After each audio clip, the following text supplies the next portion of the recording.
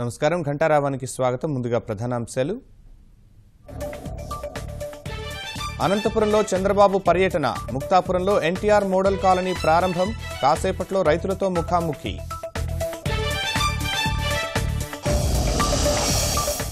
పన్ను ఎగవేతదారుల భరతం పట్టేందుకే జీఎస్టీ, అన్ని రాష్ట్రాలు పార్టీల ఆమోదంతోనే అమలు చేస్తున్నామన్న వెంకయ్య.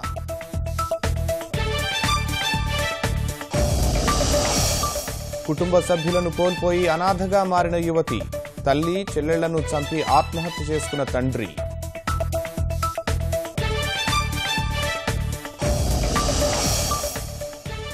కూరగాయల ధరలు పెరిగినా రైతుకు దక్కని ఫలితం, అధిక శాతం దండుకుంటున్న మధ్యవర్తులు.